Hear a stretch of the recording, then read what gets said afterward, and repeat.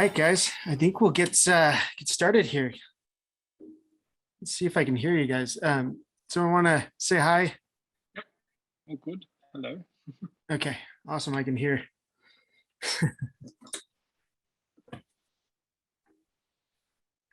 Another small and intimate group today, but we'll get started with introductions. So I believe, let's see, everybody has been here before. Sridhar, I'm not sure if you've, well, and he just hopped out, but I think everybody's been to the think tank before. So it's good to have you. For our introductions and to kind of share, since everybody has at one point been here, just give us an update on what's going on in your business, what's going on, and maybe share something that's exciting for you in this present moment for your business, your generative entrepreneurial journey. I'll get started with me, and then I'll just popcorn it over to someone. And then when you're done, when I popcorn it over to you, when you're done, just popcorn it over to someone else. So we are kind of packing up our apartment here and getting rid of a bunch of stuff. And we're gonna hopefully September 11th is, I think, when we're gonna get our flight to Panama, and we'll be moving down to Panama and making a transition of living in Central America. So it should be a fun little transition for us. But yeah, we'll everything's kind of wrapping up here. Some of the things that I've been working on, I'm actually putting together a pitch deck right now, and not necessarily for funding, but to kind of go through that process and to actually just share for partnership. And so that's kind of been a fun little process. I have never really created a pitch deck for my own venture. So it was kind of fun. It actually did get me to think in different ways. And so, yeah, I'm going to be sharing that. I'm going to be recording it once I can get it around the 20-minute mark, because I'm a little over the 20-minute mark. I'm going to share that on YouTube and then hopefully get your guys' feedback on it. We also have to create some graphics for it. So Emily's going to be working on some of the graphics for it, but I think it better explains kind of our overall vision for the process. Yeah, so that's something that's I'm excited. Also, I've been playing around with some intro logo graphics, and I think I found one that I really like and been playing in. So it's with some pre-built stuff, but using After Effects, and I've never really used After Effects, so that's kind of a fun little thing that I'm learning right now. Yeah, so I'll just pass it over to Brian. Sure thing. Hey, Joshua, thank you. Yeah, so our big news is that we are being admitted into the 5th cohort of the Sustainable Ocean Alliance Series A Accelerator, and that means they're based in San Francisco. It's focused on Series A fundraisers, and they've got a lot of whales they're connected to. So with luck, it'll be an intensive training session on how do you go through a Series A fundraise, raise 10 million bucks or more, and figure out how all that happens. And it's a pretty tight filter. I think they only accept about 6% of the companies. So we're happy that marine permaculture as a company could make such a cut, and interested in exploring, what's our seaweed future and what kind of valuations can we get from the venture capitalists of the world, if you will, and just see what that side of the commercial universe looks like to decide how we're going to move forward with marine permaculture in the years ahead, whether it's philanthropic. It's always for purpose, but are we going to go after the commercial approach or do something a little more integrated? That's what we're asking this year. Very cool. That is exciting. I know you guys have been crowdfunding and so it's interesting to hear that you guys going for a series round. Well, I think the big thing is we're exploring the for-profit world, and I don't want it to poison the well of our philanthropic approach. And so it's really an exploration to see, it has to be a pretty sweet opportunity to turn it into the commercial side of it. So there's some interesting trade-offs, and we're exploring those in the months ahead. Yeah, Joshua Hughes, who was just on this, has gone through his round of funding. Have you chatted with him at all? No, what project, and any idea, are the terms public? You know, I'm not sure. I chatted with him as he was going through that search, Yeah. and I didn't really kind of follow up, and I'm curious to know how it went. Now, It's is he unfortunate that Joshua he hopped Hughes at GRC, or what's the best way to reach he's him? he's in GRC, so you can find him on the Slack channel, but on LinkedIn, look for him, Joshua Hughes. His business is Black Sheep. Okay. Black Sheep. Something.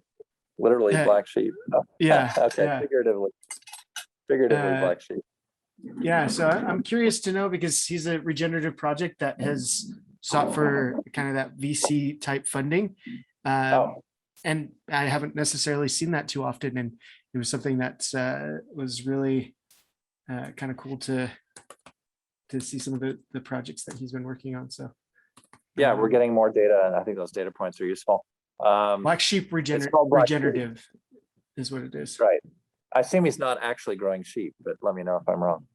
No, I don't think so. So he's tropical permaculture in Costa Rica. Oh, probably talked to him. Wonder how long ago he did a presentation. I should check that out. Thanks for that pointer. Yeah, I don't know that he's done a presentation in this realm, but or in our context, he hasn't. Okay. But he's been on and chatted before. Cool. Sounds great. Thanks. Cool. Brian, we'll just pass it over to Ray, and then we'll go to Lisa. Thank you.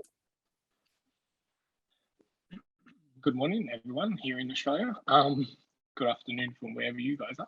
So what's been happening, for those who don't know me, I run a company called Farming Secrets Media Group, and we've recently launched our Soil Learning Center, which is our education platform.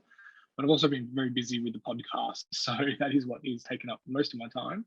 And I'm meant to have gotten it launched by the 7th of August, but I haven't. So it will be soon. So that's what's keeping me busy, and some really good conversations with everyone.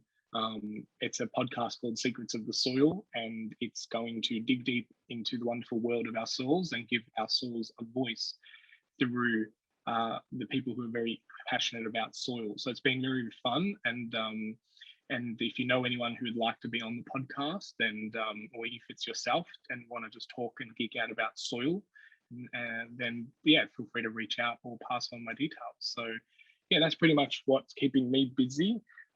Melbourne, Victoria, Australia has gone into its 6th lockdown for COVID. So that got announced last night, and we had 4 hours notice to get home and sorted. So it's a very upside down world here, and a lot of people's plans are getting cancelled. And we ran a webinar last night, and some of the people were messaging me saying, oh, we can't make it, we've got to go and buy supplies, we need to go and travel to our farm and things like that. So it was basically like tools down, run kind of situation. So that's what's been keeping us busy in Melbourne. I'll throw over to Lisa. Hey guys, wow, Ray, best wishes to you guys over there. I am in my car commuting. I think what we're answering is how we're moving through the regenerative field, right? So I work on the front end in education. The actual field of education, considering the regenerative practices that we already have in place and how we can move towards more nature-based learning models. So there's a little bit of that happening, in different little hot spots in the world, but we're all really just kind of figuring this out as we're learning from nature together. So that's what we're doing. Awesome. And I'm not sure who to pass it to next. It's just the 4 of us right now, so we'll move it back to kind of an outline of getting into our think tank session. So let's chat about what's going on in our businesses in regards to challenges that we've bumped into, and let's work through them together. So now the floor is open. Let's chat about it.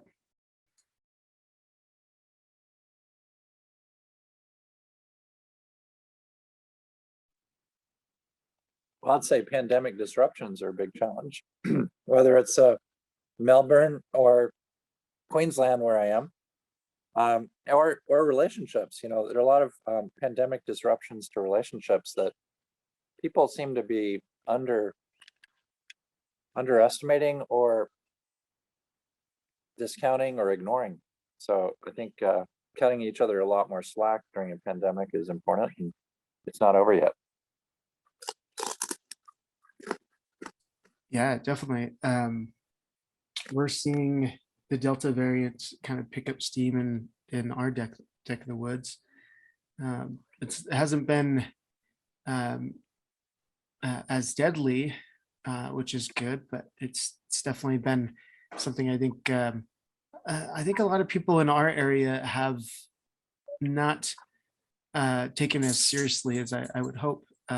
But it's strange in so many different ways that you can see. I feel like, Ray, you guys have had it such lockdown that it's almost over restrictive, and it's been so difficult for you guys to run businesses and move through things.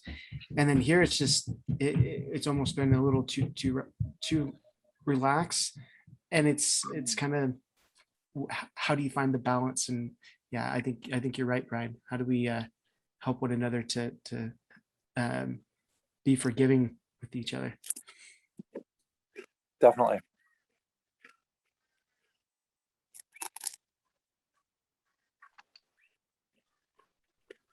Josh, Yeah. where are you located? I'm in Salt Lake. I can't remember where you're out of, Lisa. Where are you? Houston, in Texas. Okay. Yeah. Yeah, we're in Salt Lake City, Utah. And do you know what? I don't even know how Panama has been hit by the Delta variant, or if they have really. I know they haven't been hit as hard as other countries, and they've been opening up things for a decent amount of time. But yeah, it's definitely something we got to consider, and we aren't out of in the clear at all.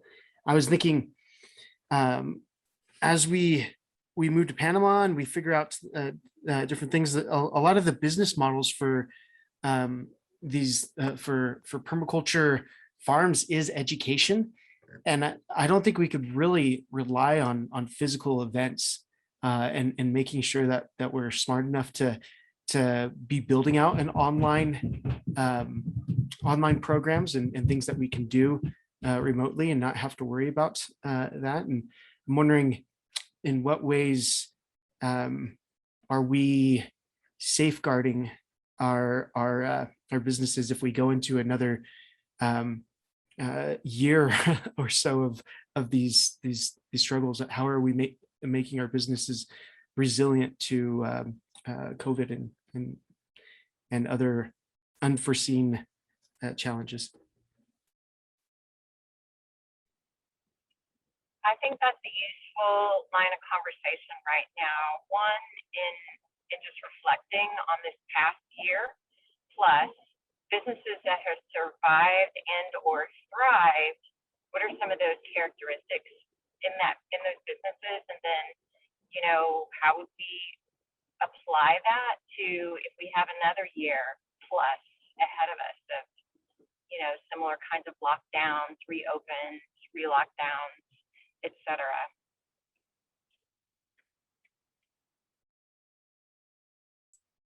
Yeah, and I'm also curious, especially, yeah, like Amazon has thrived during this, but not necessarily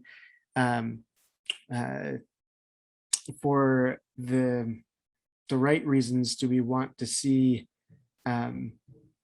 Amazon take over all the local business and those types of things. And I'm curious to know, just like on the regenerative side of things, how does a regenerative business, offer, bioregional services, keep things locally run and move through those types of challenges. I'm curious to know what you guys think.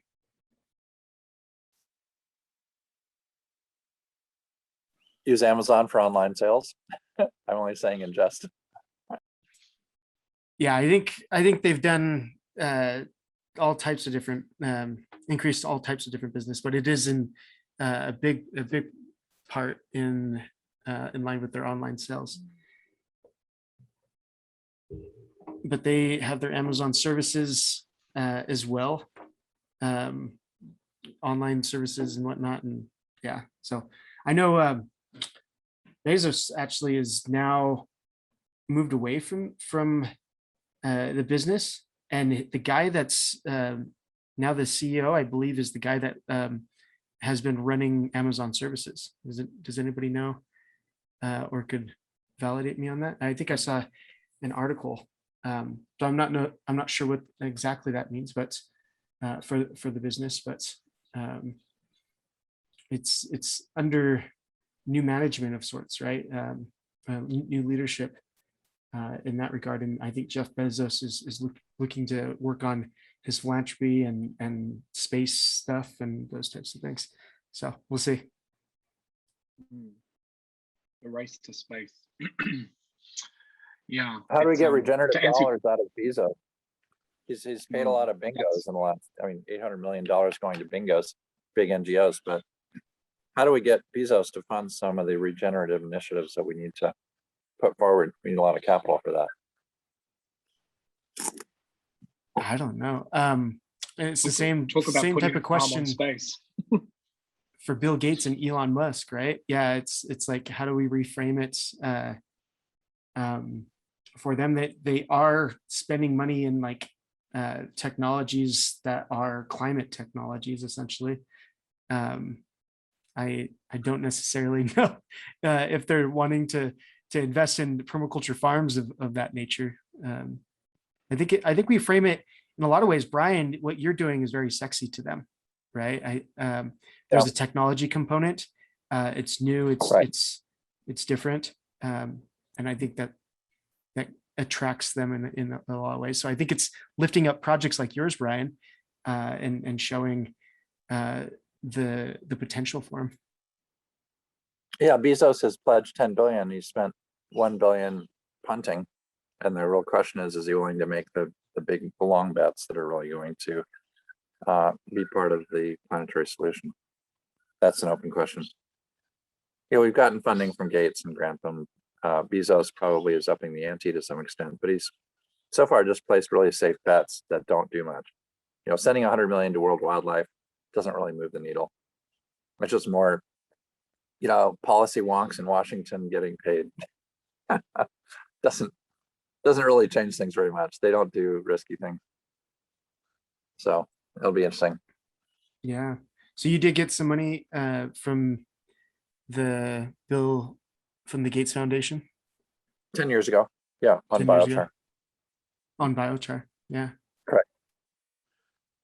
Oh, Several cool. tranches. We've been through that, but it's pretty siloed, very specific. There's a bunch of policy wonks that are pretty much feeding at the trough of the Gates Foundation, and the siloization is very, very narrow, unless you're exactly meeting one need. Permaculture meets many needs, and being good on many fronts does not get you a cup of coffee. Yeah. If you're good on multiple fronts, like soil, people, education, training, local jobs, that's all nice, but ag doesn't care what sanitation's doing. Sanitation doesn't care what ag's doing. They're not going to add up all the scores for all the benefits. Right. Well, If you're good on multiple STTs, yeah, you got to be good. You got to be the world's best at one STT. You have to specialize for those guys to fund you, which is an interesting challenge. Yeah. Well, and I'm curious, to know who are the funders that are interested in more of the holistic solutions, and I'm not quite sure that I've seen any. I've heard that Elon Musk's brother is kind of in that arena of like urban farming and whatnot, and trying to help food deserts, and so there's maybe something like that. But do you know? Have you run into anyone, Brian, that would be a funder of regenerative projects that has a bigger name? Because I think a lot of what we're looking for is like, oh, to say that we got funded by a bigger name type of deal also brings more credibility to what you're working on. Yeah, there's name branding. There's a few family foundations, but they don't have much appetite for risk. So a few do, but and actually there are some nice exceptions. They're not name brands, but we're slowly learning more about private foundations, and there's a few who tend to be technophiles, and they're willing to take some risk. It's a very bumpy land.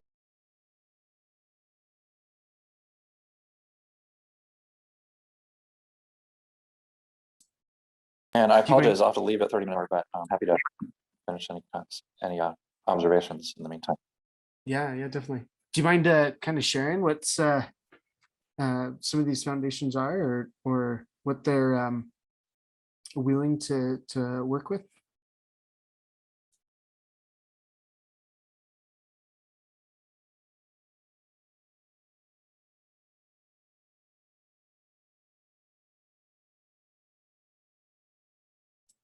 Brian, if you're trying to say something, you're muted, but There, it wouldn't unmute. That's really strange. you are unmuted. I can hear you. Question, and happy to answer the question before I go. What is it again? So what are the things that these funders that you're running into that are more private funders looking for, these technophiles, or that you're talking about? Well, our solutions are tech focused, so we'll appeal to engineers and technologists. Other people's solutions will be different, but I think finding a match, I would say it's just a very bumpy landscape working with family foundations.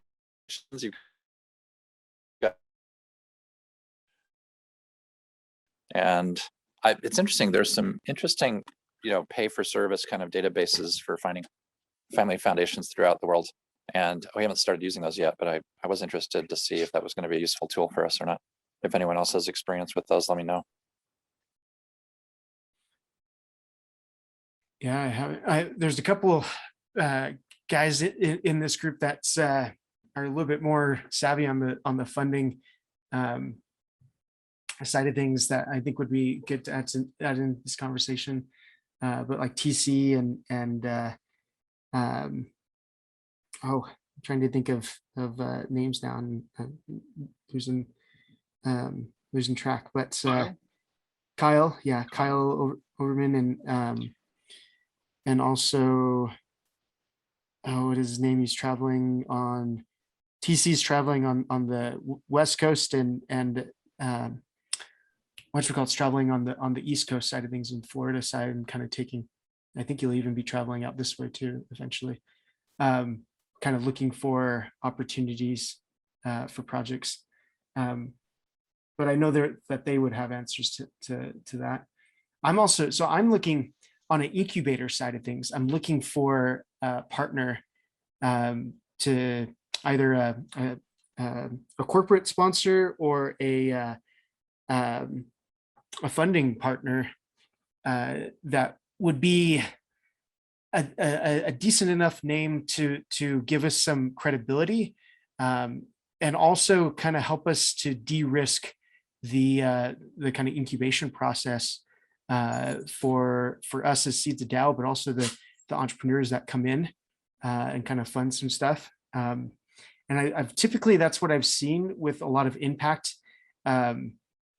incubators. They typically will get money kind of bootstrap from courses and those types of things, but really where they get their where they pick up steam is when they get a good investor. Like I just ran into one that's kind of sponsored by Barclays, World Bank, right? Or they have different kind of funding partners or a corporate sponsor that will be a part of the group. So that's kind of what I'm looking for, and I'm actually building out our pitch deck for that reason, as well as finding these bioregional hub partners.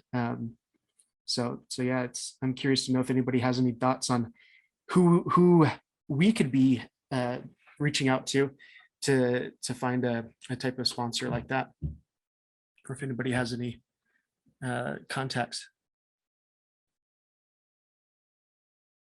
I'm gonna have to sign off, Recording Josh, for in another meeting, but look forward to reconnecting with you guys in the weeks ahead. Sounds good, Brian. Well, have a good evening. Or morning, I should say. Your internet is very unstable, Josh. Just letting you know. Oh, is there's it? A bit of a delay, and you're breaking up a bit. Just yeah, that's probably why Brian wasn't catching what you were saying. I didn't want to interrupt and make it more complicated. Oh, thanks for letting me know. I'm not sure why I'm having an issue, but thanks for letting me know.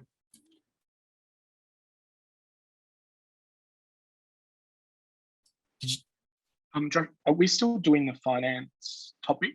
I know we had it penciled in for it to be today, but like I think just even the topic of what you just spoke about and what Brian was talking about, like I just felt like that's another reminder of this whole VC philanthropy, access to money, building a pitch deck, like just feels like it keeps coming up.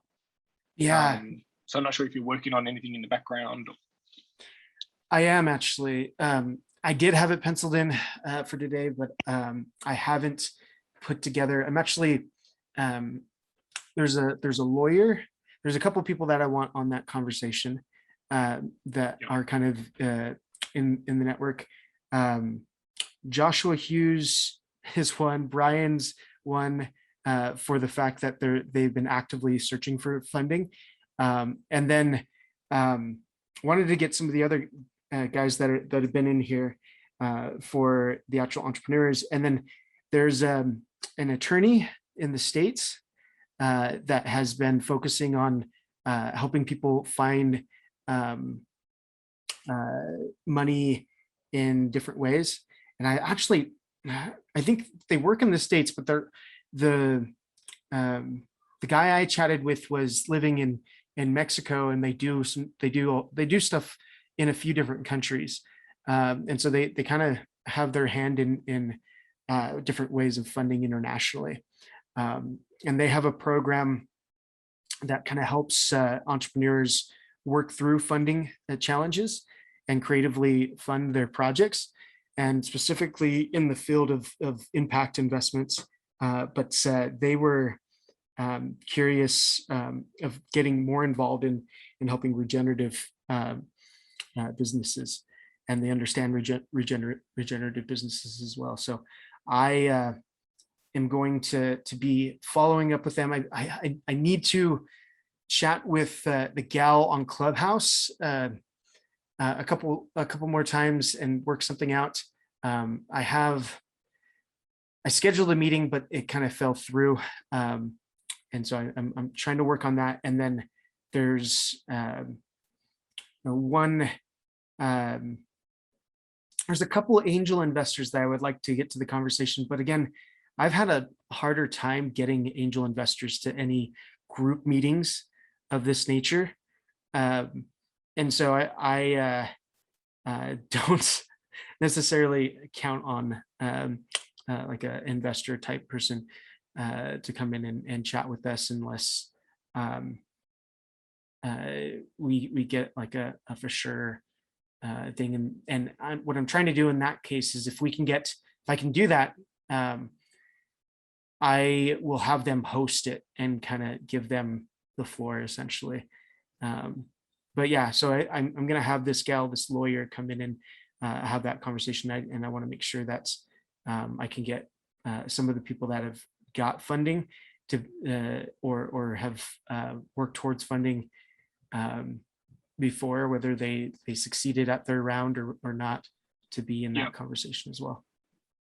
Yeah, I think from my point of view, hearing from the people who have gotten the funding and been on the ground up, rather than the people with the money, like I know that's good as well, but I know they're much harder to get attention by. But I think it's more closer to the empathy side of things. If like I'm hearing from someone who's like, I had to do 16 pitch decks and it took me like 200 hours, and then on the 17th one, someone said yes. I think that.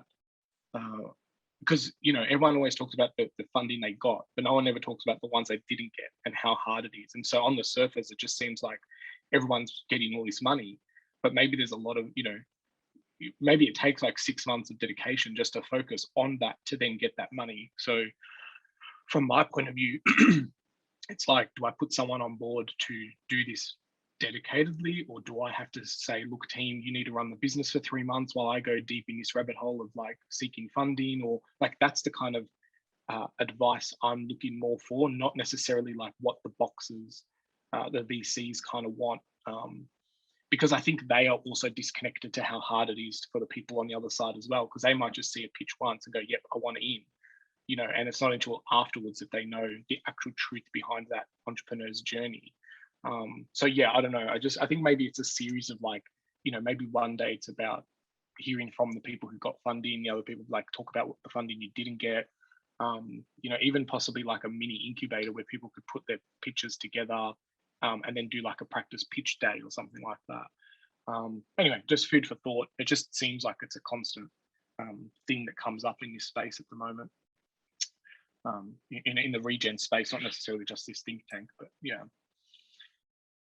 Yeah, I agree. I think we could be, and I think maybe right now I think would be a good conversation to talk through pitch, and maybe if we can start putting together some pitches as we start talking to others to bring into this conversation, it would be helpful. But yeah, if you're looking for more the actual people and sharing war stories of funding, I think that would be easier to do anyways.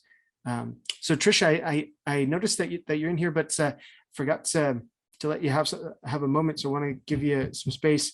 If you could share what's going on in your world, and maybe share something that's you're excited in your business. And then we're just having a free flow chats on challenges and working through them. So if you have any challenges, bring those up. Great, thanks. I've been silent and invisible because I'm here on the Osa in Costa Rica, and it's just about like sunset, starting to get dark, and it's a really stormy weather out there. So it's like really kind of alive with a lot of thunder and lightning. You might even be able to hear it like behind. So I'm glad that Zoom is allowing me to be here right now and to be here with you.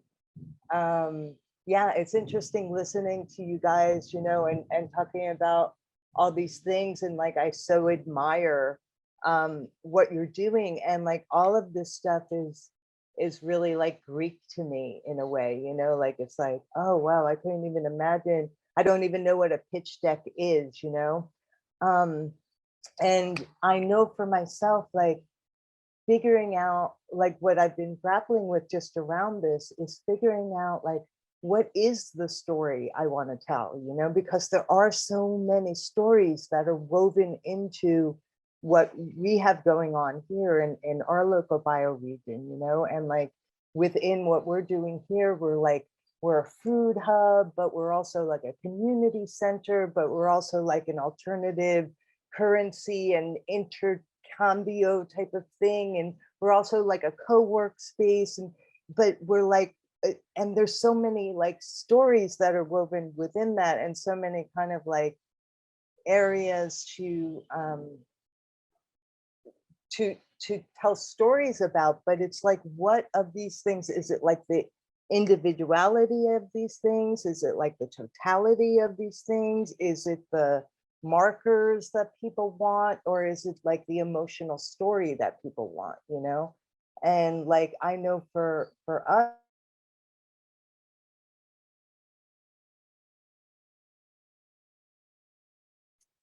Oh no, maybe the storm got her.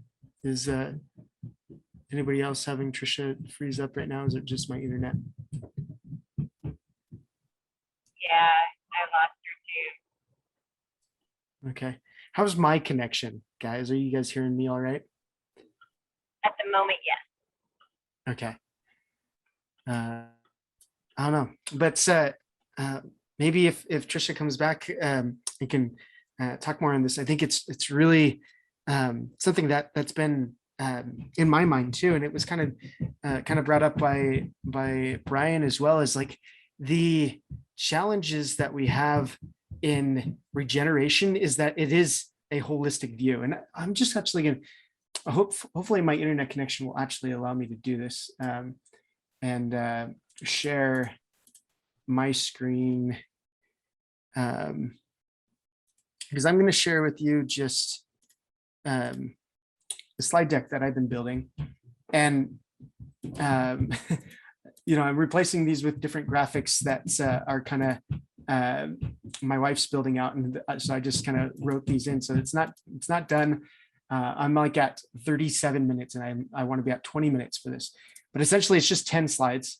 That's really quick to go through. Should be really quick, but I seem to make it more complex. The big thing that I'm trying to figure out is for our problem. So just kind of talking about introducing your problem in your slide deck, and then how you uniquely solve that, or what's the value proposition that you're moving forward. Mine is essentially that entrepreneurs, the problem is the traditional learning path has really messed up entrepreneurship in the way that we oversimplify things. It's a very linear path that we look at things, but in reality, it's there's multiple systems at play that we're just ignoring, and it creates further problems. We solve one specific problem with one specific widget, and then it has the potential to create bigger problems because we only focused in on this specific silver bullet solution. And so that learning path is what we're trying to change through this incubation program. It's teaching and stewarding regenerative entrepreneurship. And I'm using the permaculture flower here.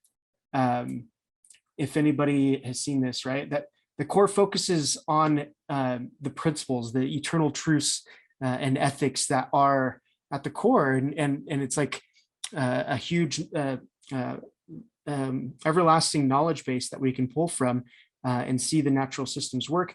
But the systems at play, these 7 that are kind of surrounding the flower as petals, have to be interwoven together. And so the entrepreneurial path doesn't look like this linear thing. It actually looks like we're kind of spiraling out, and we interconnect with each of these systems. And so how do we build out a education system for entrepreneurs that actually interweaves these systems? And the way that we're trying to bring that intersection, I think is unique to any other business incubator I've seen. But I'm wondering if investors and businesses are even interested in this type of understanding. And so, does anybody know the permaculture zones in reference to the permaculture flower?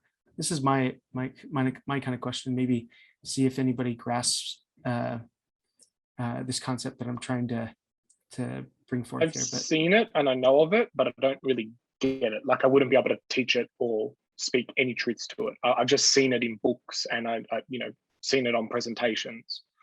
Right. Okay.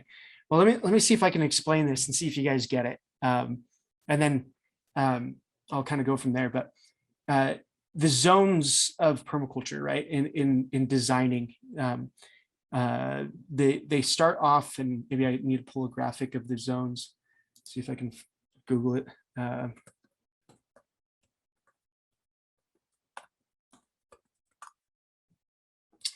Let's see here.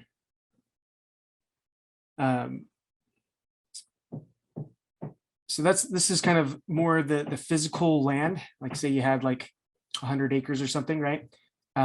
Your zone 0 is like it starts with the permaculture principles. It's kind of your basis. And your zone 1 is the things that you visit daily. It's your house, it's your kitchen garden, and then you move out to zone 2. You visit frequently. It could be chickens. What else does it say here?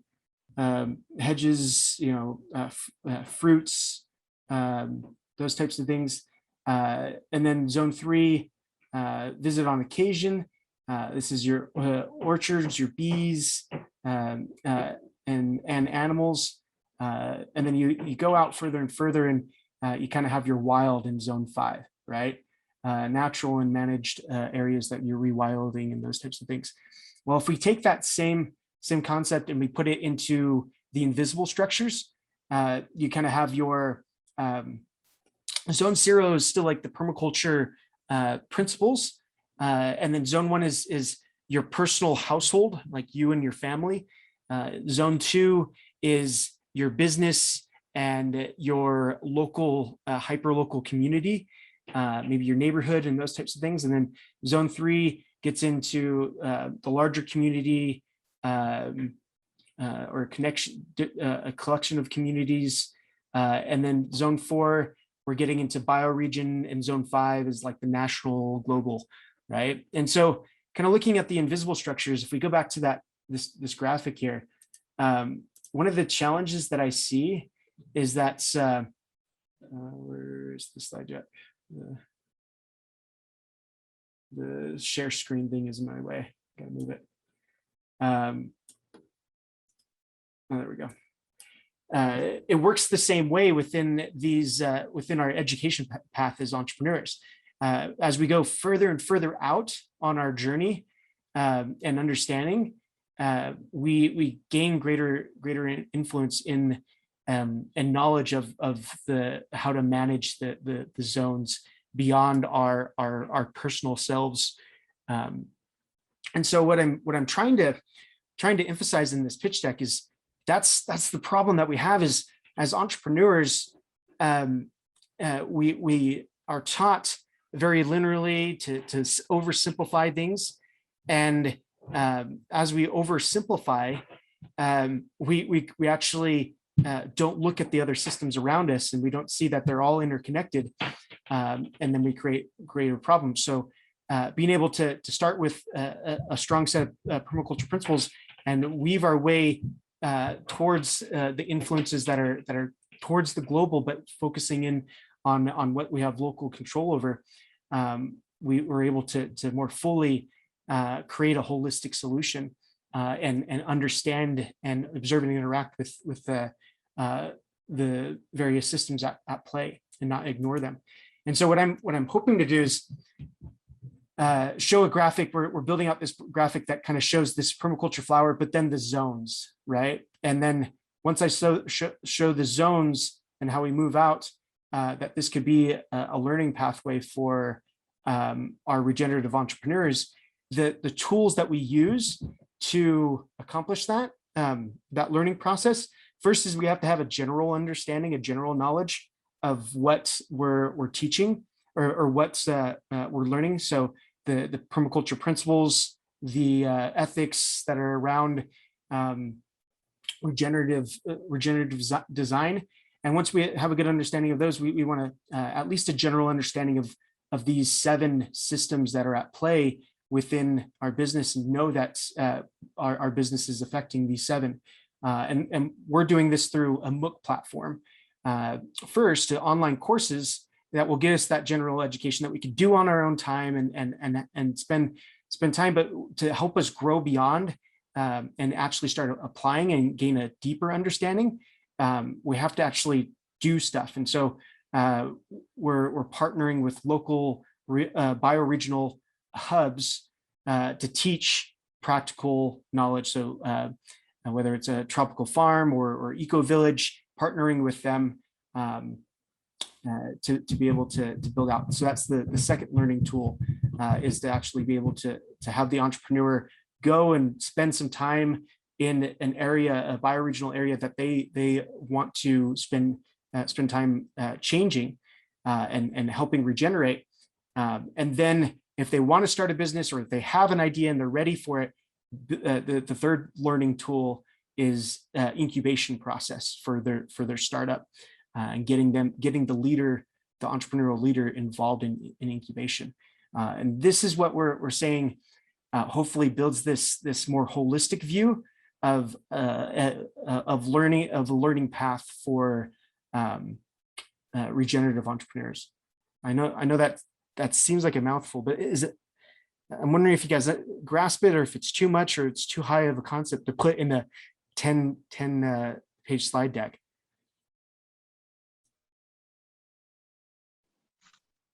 I love it. As an educator, you know, I see what the process of moving from this linear thought process into taking a structure and a framework that you're familiar with, as well as people in the regenerative movement. I mean, like Ray said, doesn't really know it, can't teach it, but at the same time has had some exposure to it. So shifting too much weight from the left brain and over to the right, where you're becoming more visual and moving it, you know, through a holistic thought process. So, I mean, I like it. I like the way you're going with it. Awesome. Thanks, Lisa. And so I'm kind of showing this, and we're going to obviously create a prettier graphic for it. But here's the 3 business models, right? And they have tons of revenue models that essentially stack, because we're taking so much risk.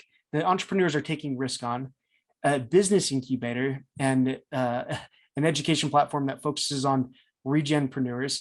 They ultimately inherently take on the risk of those entrepreneurs. So it's a very risky business, even just to start a business, but it's even riskier to work with startups, essentially, right, in early stage. And so to de-risk some of that, I think the diversity of the revenue model needs to be there. And so using permaculture principles of stacking functions also is something that this model that it's been largely in my head, and now I'm mostly trying to articulate it through these slides. It's, you know, we have this incubation program. It feeds the MOOC platform. It also helps to build out the bioregional hubs, and those bioregional hubs also help to build out the education online education platform. So hopefully that's understood or grasped as well. Did anybody else have any feedback for me on this? This is something that's been on my mind. I'll jump back in. Sorry, I got lost there. I really like it, and I love, Joshua, that you're not like simplifying it, and you're bringing things in all their complexity and in all their like beautiful symmetry, you know, how everything is connected to everything else, you know. And so it's like, yeah, this obviously it's not straightforward, it's a spiral. And so bringing that in and bringing in the zones, I think, is so important as well. And I actually never knew that last zone was like just learn and observe. I really like that, you know, like, and it's actually one of the things that also, like, in thinking, you know, being here in what would probably be like a bioregional, you know, like hub, right? Like I could see that what we have here would be one of those beneficiaries, you know, in a way, because like we have, it's a agriculture, it's a rural area that we live in, you know, extremely rural. But it's very much taken up with the biodiversity that makes up this wild jungle place. And that's kind of to part of the peninsula. But then the other part is these really small farmers who are stuck in this paradigm of conventional farming, you know, and like that's all that they have available to them. We were actually out with one of the farmers today, you know, one of our cacao farmers who has this horrible fungal infection, you know, and the people that are here, there's like agronomers here that that have longstanding history with cacao and are like, you know, are multi-generational farmers here. But what we don't really have is like that kind of cutting edge expertise and that access to like what are the current thoughts and what are the current like scientific techniques to really be working with, you know, with the things that come up around agriculture in really good ways. And what we need is like those types of partnerships, you know, so that like your Regenpreneur, right? I get the word wrong, but anyway, the people that are coming out of this program, being able to like partner with local communities, the difference that can make for like bioregional areas like my own is just immense, you know. So yeah, thank you. Thanks for the work. Yeah, thanks. I'm glad it's resonating. Yeah, so I definitely see what you've been and what I've heard in just conversation that I've been in the room, Trisha, with what you're doing. Yeah, it would be the bioregional side of things, right? And being able to condense and see the learnings from what you're going through, to be able to share that with other areas that share similar challenges, right? To put that into those online course platform, and then also be able to have people visit your area to say and get entrenched a little bit with what's going on, kind of learn firsthand the challenges that you're working through, so that they then can take it back to their own communities and move through it. I think that it's definitely more a holistic approach than like, oh, let's go to the mentor, have the mentor teach us everything, the knowledge source of all, and then try to figure out, it's more of a holistic way of going about it, I'm hoping.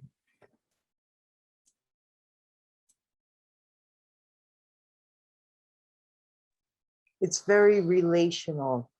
And I think that's super important, you know, like if it can, yeah, when it's relational like that, and people can, that it's like the multiplier effect in the economics, right? Where it's like, oh, okay, I'm not just getting this knowledge and doing it in my own place, but I'm also spinning it out into the world, where then others are picking it up and spinning it out into their world. So it is very relational. I like that. Awesome. Yeah. I guess the question, the original question I had, as well as like, if you were going through or listening to a pitch of that nature, is the problem well understood, or do you see it as a problem as well? Because I don't want to be like, especially for the person listening, having them see it as like, oh, I'm searching for some type of problem to solve, that they actually see it as a challenge in education, right? The model of how we've been entrepreneurial taught, I think I'm maybe speaking to the choir here. Is that problem something that others can resonate with too, like an investor or someone that's even outside of the permaculture realm? Is it relatable? That's what I was going to say when you first opened up the question, was like, I feel like pitching this to us in this room, there's a lot of prior knowledge. And so it's probably, we get the permaculture principles, the values and the flower and that circular kind of economy. I think you really need to just test this outside of this circle to see what the take is on it, because I guess even like with the problem, is it a problem because it hasn't worked for you personally, or are there lots of other people giving you the same feedback? So taking more like their angle of the problem. The only other thing I would have said as well is like, there's like if I'm an investor and I've never come across permaculture and this kind of problem, not only is there like these new visual aids of like flowers and spirals and so forth and zones, but then there's also like other acronyms that you put on the other page with like the MOOC and all that. Like I don't even know what that is, you know, and I'm not sure, like if I was just trying to think like, how do you just streamline it to talk the language that they already know? So slide after slide, they're like, oh, I get that. And it might be through analogies, you know, it might be like, here's what we've seen happen in another industry and we want to pick that up and move it to this space. But yeah, that was just my thoughts, is like acronyms on top of new concepts just seems like you're having to, but the reason why it's probably taking longer to explain it is because you're explaining you're teaching them during the presentation rather than just pitching to them. So yeah, that was just my thoughts. But yeah, I feel like this room is qualified, is ahead of the investor. Yeah. And so I guess I'm hoping that I can even find, and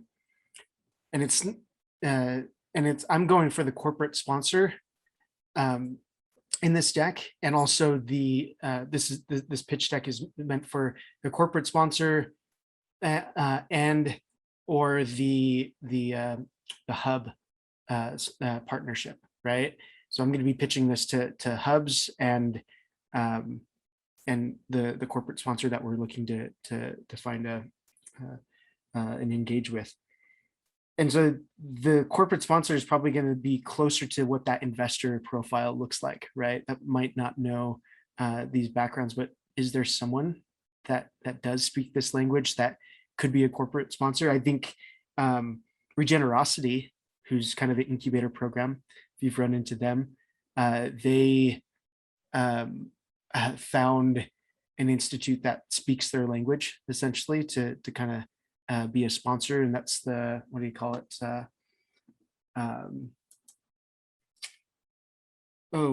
Who's the guy that built the geodesic architecture, geodesic dome architecture? Buckminster Fuller. Buckminster Fuller, that's right. Yes, Corey, answer. Yeah, so they got the Buckminster Fuller Institute to kind of partner alongside of them. And so I'm trying to see if there's someone like that. Like maybe we could even brainstorm some of that. Like, is there anybody that is on the edge but could totally understand that type of concept of the permaculture flower and building a regenerative education system for entrepreneurs that would get that, pick that up easily? Because I don't necessarily want to have to pitch to people that I have to do the full training on permaculture design 101, right? I want to essentially find someone that's close to, but expands our edge and can get us into new worlds as well.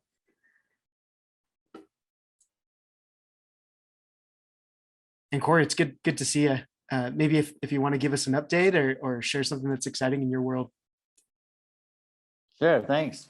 Good to be here again. Third week in a row. Even though I've been late twice. It's exciting. My pool is making great progress. I've got a couple guys building a pool. And today they called me asking where to put the lights and what are the exact dimensions on the waterfall water filter. So we had a video conference and they were showing me kind of where they laid some bricks down to kind of outline it, where this waterfall is going to be. And everything's coming along great. So they're supposed to finish the pool this month, and there's a chance I'll be able to sleep at it in the house this month for the first time. Woo, exciting. So yeah. I would love to see some photos and maybe even video. Give us a tour sometime. That'd be fun. I could. I got tons of pictures and video. I look at them every day, but I don't want to. I find it's like a borderline between healthy showing people and boring them to death. So I have to be careful. But yeah, I'm really excited about it. Well, as long as you're excited about it, I think that's really what I'm hoping to get through and see in those images and photos is the excitement that you're building and what your plans are for the space. So I would love to see it. It would excite me to see that. It's going to be all natural. I mean, as natural as I can make it. Whoa, let's see. Where did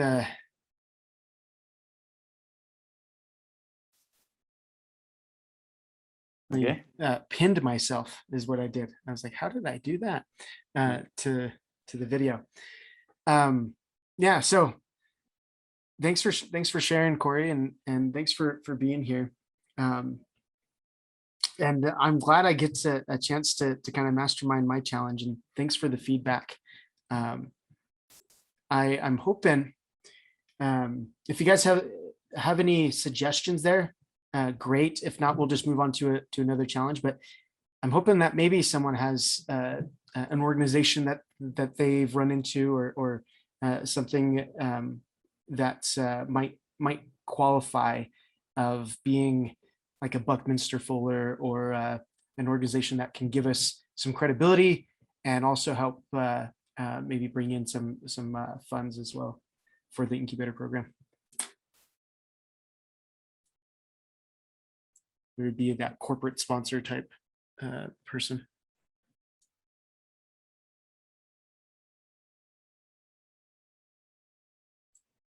Lisa, good to have you. See you next time.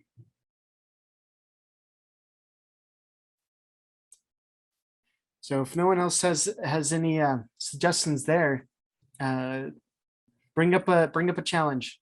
What's going on in your business that's you're working on, and we can chat through it.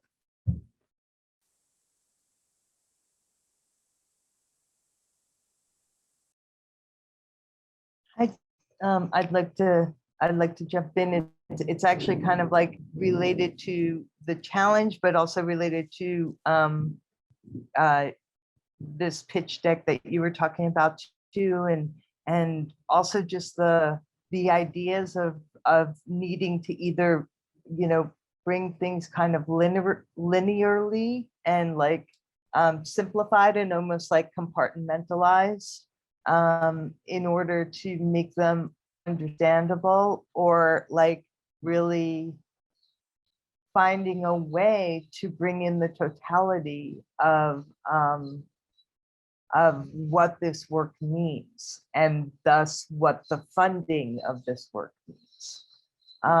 Because like this, you know, starting the business, starting a project, just going out and different level people are doing it, it's daunting because everything is related, right? And everything does kind of affect everything else.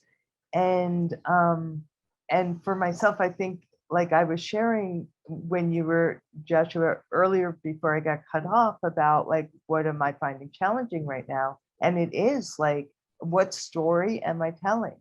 You know, am I telling the totality of the story? Or like I was saying, you know, like the quantitative story versus the qualitative story.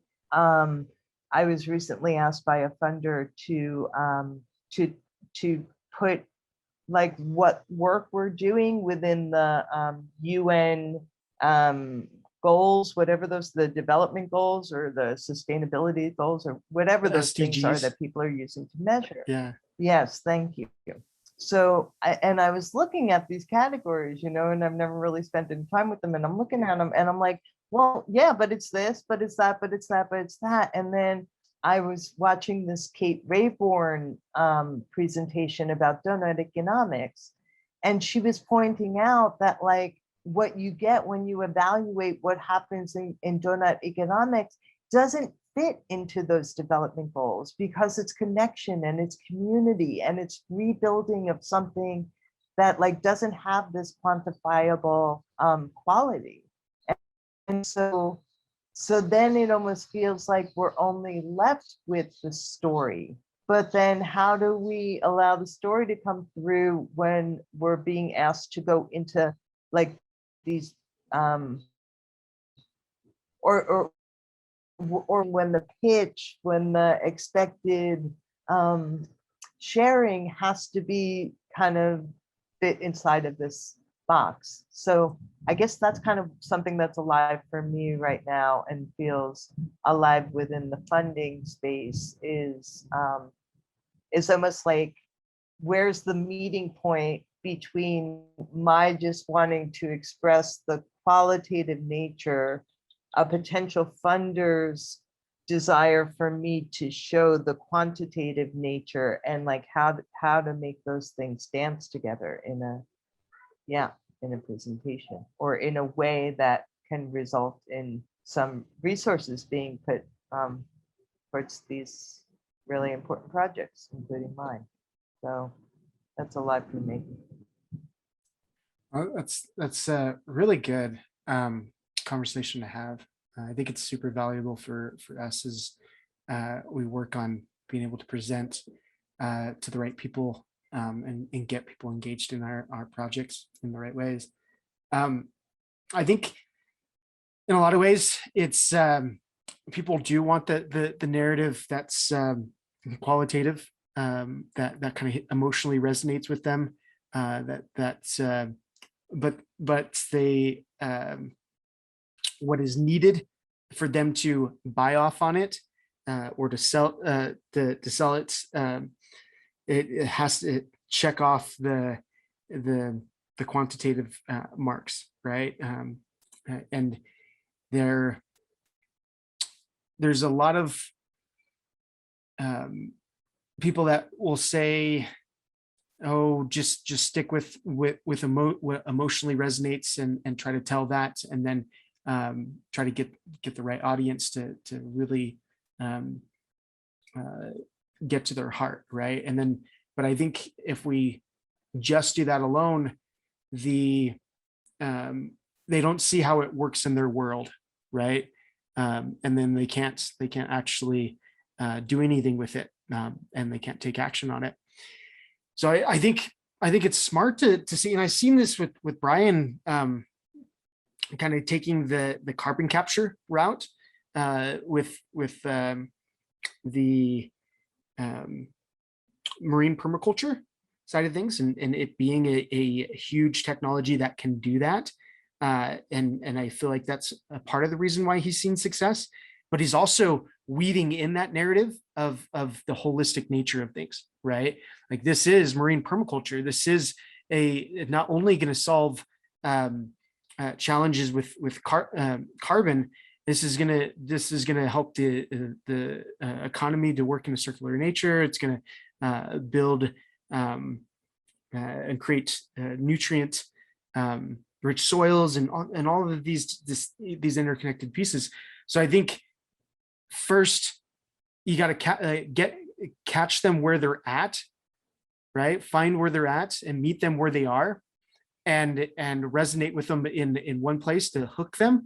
And then we have the opportunity to teach and to open them up to a bigger world that can resonate with them as well. So that's kind of the thought and theory that I have.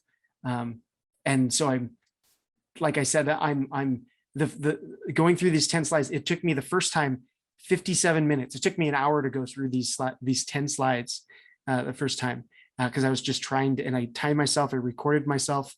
And then the second time it was 40 minutes. The third time I'm now at like 37, and I'm having a hard time getting it below 37 minutes. But that's what it's requiring, right? It requires 10 slides that are succinct, that they can quickly grasp. And so, you know, this is relevant right now, to get their attention, and then open it up for the opportunity to share the bigger narrative. I don't think we get there unless we're actually resonating with the narrative that they're already ingrained in, right?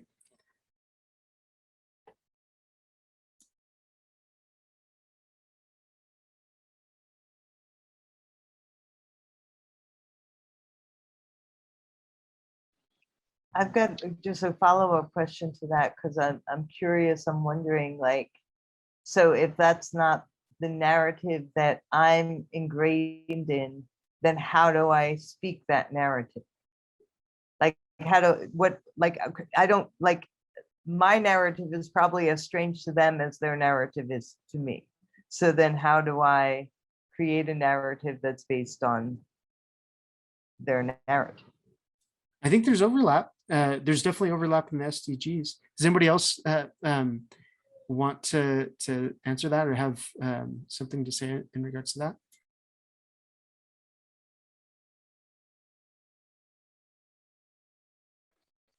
No, I think like I'm hearing a lot about like the story and how to narrate it and all that. So I think a lot of it, like Josh, we've spoken about this in the room before, but like the story brand, you know, the whole story brand concept. But yeah, I guess, yeah, I think we, like, in a world that isn't understood like this, we really need to take it back to analogies. I guess like sometimes just talking to people, I've said in the past, and I'm a big believer that people buy people, not products. You know, people invest with Jeff Bezos because of his name and what he's able to do. It doesn't matter if the company or whatever he's doing is good or bad or whatever. It's they're buying into the person. And it was only a couple of weeks ago when I spoke to Russ, and he was talking about like, why do people buy artwork? And like, people will paint a splash of blue on an artwork and pay millions of dollars. And I said, that's an actual really good example of like people buy people. They're not buying the blue on the artwork. They're buying it because Picasso did it, And so we really, really, really, and the reason why I bring up story brand is because you need to tell your story and your unique truth and your value into this world, and that's not duplicatable. Businesses can be copied and pasted, everything else is, but if you embed you uniquely into your business, that's hard to duplicate. But you don't want to do it too deep that you become the linchpin of the business, so that way it can never be scaled or sold. You don't want to put yourself in that position where you are the bottleneck of the business growing. And so I think talking in analogies, like I think the flowers are amazing and all these spirals are great, but bringing things back into the real world, not into the real world, but into like the common, what people face on a day-to-day basis, and they can actually like relate to it. I think, I don't know, I think that is going to fast track the discussion of like what that flower and the spiral and even what other businesses people are trying to do can do, So yeah, I don't know if that helps, but that's kind of what was coming into my mind. And I think, the story brand is definitely a good place to learn a little bit more. If you just Google story brand, there's like flow charts on how to put that together. But I think the classic example is Star Wars and Yoda and all that. And yeah, but I'm not going to go into the finer detail here. When I think it's so as you were kind of mentioning, Trisha, like I think story brand's a perfect example of being able to build out narrative that resonates on an emotional level, but also shows people how to logically take steps towards the transformation that they want. The story is really never about us in especially if you're using a story brand model. It's about the transformation of the audience that is coming onto the story. They're the hero, right? And we in that story, we're part of that story. We are the guide, right? And that's essentially what story brand talks about. So in so many ways, there's it's finding the right emotional triggers, the true beliefs that you're going to hold and your audience is going to hold, right?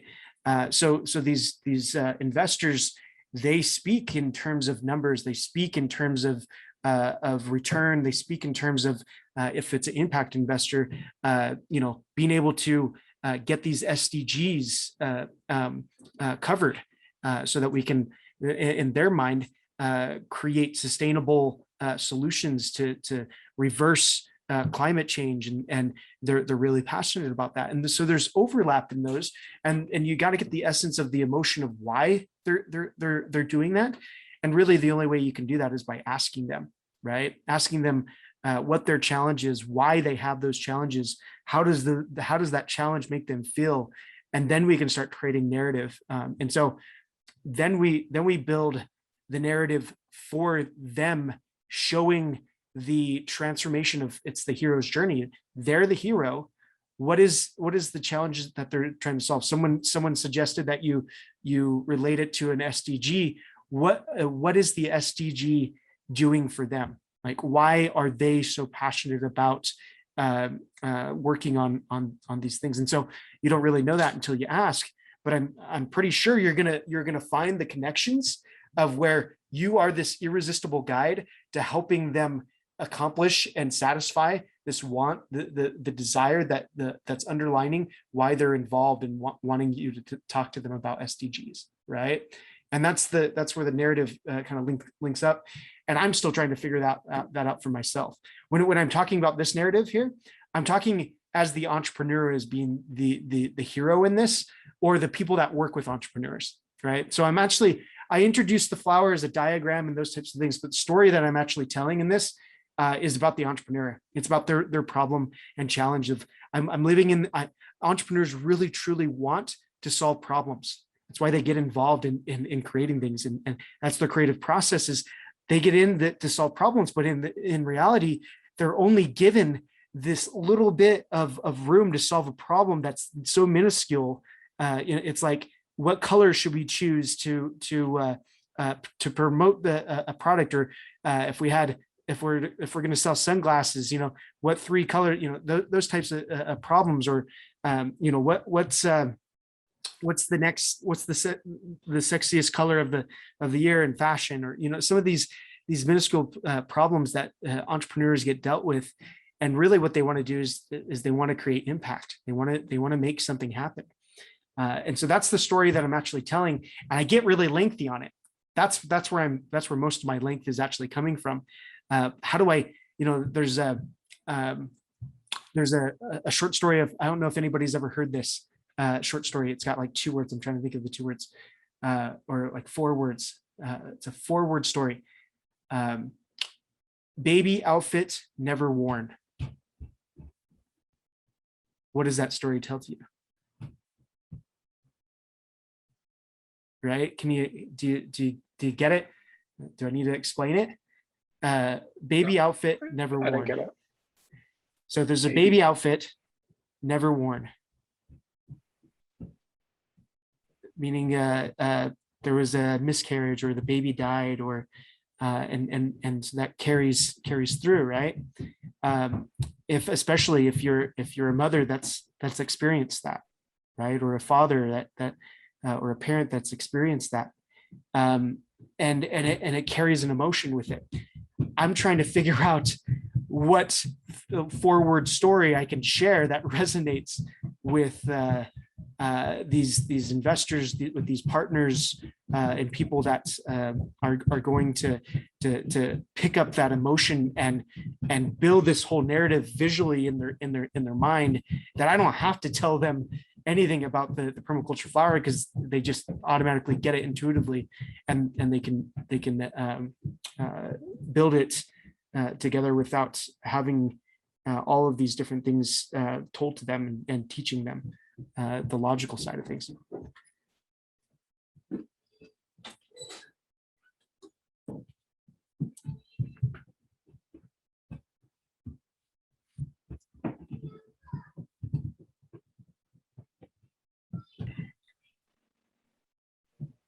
So let's see, we are,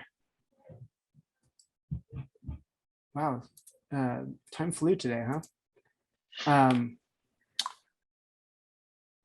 It's probably because I was talking about my own projects. And I typically don't do that. but thank you guys for joining us for this discussion today. I got a lot out of it.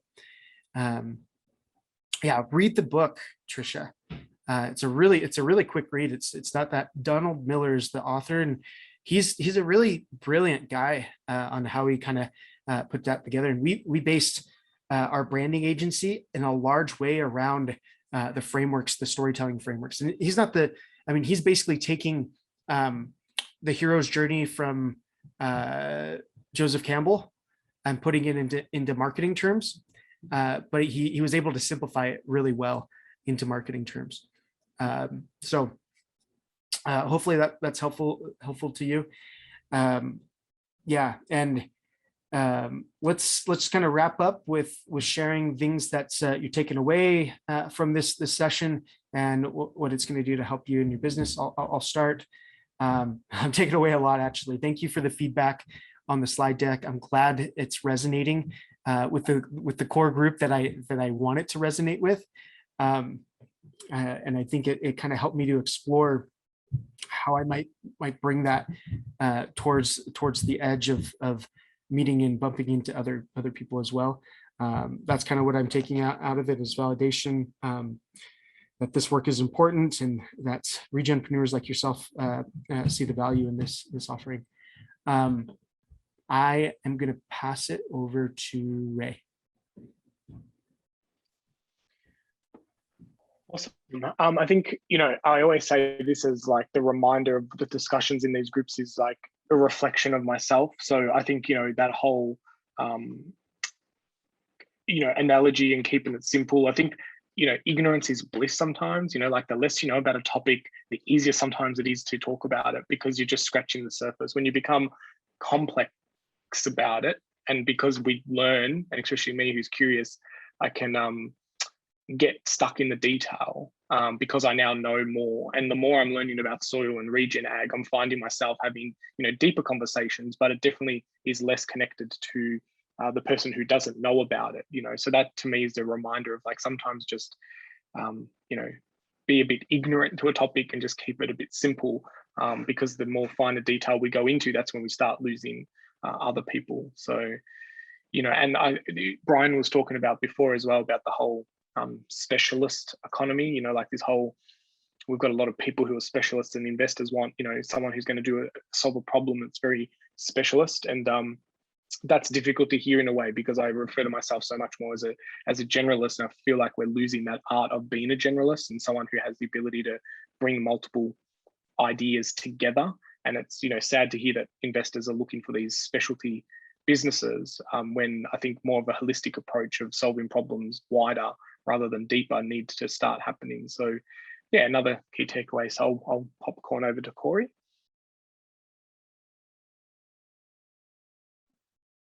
Well, I got here late and I've been kind of lost the whole time, to tell you the truth. So I don't know. I don't know what to take away from today. So your takeaway is not to come late again. Yeah, that's good. But it sounds like what you're talking about is marketing. Is that right? We're talking about pitch decks, and so in a way, yes, it's about finding funding. And so the conversation started off with funding for projects, right? And it's been a conversation that's come up quite often, actually. And so how do we talk to investors? How do we talk to strategic partners that can help us to get the funding for our projects? And the part of that is the messaging and marketing of our project, right? And these projects, is it like a school? They're like schools? The project that I'm working on is an education platform for entrepreneurs, for regenpreneurs. It's essentially the platform that we're building out here. And so it's yeah, that's where some of the conversation is gone, is how do we help entrepreneurs through an educational path that is actually looking at things in a regenerative way and a holistic way, rather than trying to solve a specific problem in a specific industry with a specific widget that ultimately can create bigger problems because it was a silver bullet solution for a specific problem. example, case in point would be like the ag industry using silver bullet solutions to feed and get rid of pests, right, through chemicals, right? It's a silver bullet solution that was specifically solved to try and solve a specific problem of feeding more and more people, but then it disregarded all the other systems that it interacted with.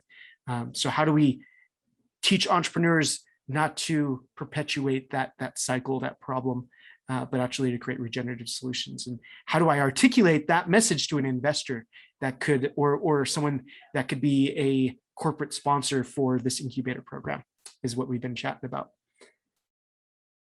Hopefully that clears it up, gets you caught up at least. Yeah. Well, sorry to have, now you've said it, you've had to say it a second time just for me, and I feel guilty about that, but okay. Well, thanks. I mean, I'll think about it, I guess, after this is over, and maybe I can, if I come up with something, I can get in touch with you directly. Yeah, and that was why we brought up like Buckminster Fuller would be like a corporate sponsor or an organizational partner for an incubator program. They are actually, they help to bring regenerosity to life. And so I'm trying to figure out a partner in that line. So if you're thinking about anybody, that would be helpful, right? So some type of partner that we could help bring critical mass to this incubator program that we're building. Okay. All right. Thanks. And then Tricia, Yeah. it's on to you. Yeah. Yeah, I got a lot out of tonight. I think probably the most important takeaway is like the reminder that that the people who are potentially the people who might be sources of funding for me fundamentally like want the same thing as we all want, right? Which is a world that works for everybody, you know, and works for everything. And that it's a matter of like, yeah, like giving that gift of inviting them to the table and putting them in the position of the hero so that they can turn around and then give the gift back of actually stepping up as the hero, you know. So yeah, that was a good reminder for me and an important message. Thank you. Yeah, no problem, Tricia. That reframe is so critical of reframing, because a hero is a weak character, right? It needs to seek some type of transformation. But the guide, Obi-Wan Kenobi or Yoda, is the one that is really going to create that hero into something greater. And so if we can build that narrative and we ourselves be the guide and they're the hero, it's really powerful. Good reframe. Awesome. Well, thank you everybody for joining us. Have a wonderful week. I'm actually heading to Idaho for a family reunion this weekend. So that should be a good fun travel. It's only 4 hours away from us, but it'll be a good step out of the routine. Very good. Well, thanks everyone. Have a good one. Talk to you next time. Cheers. Bye.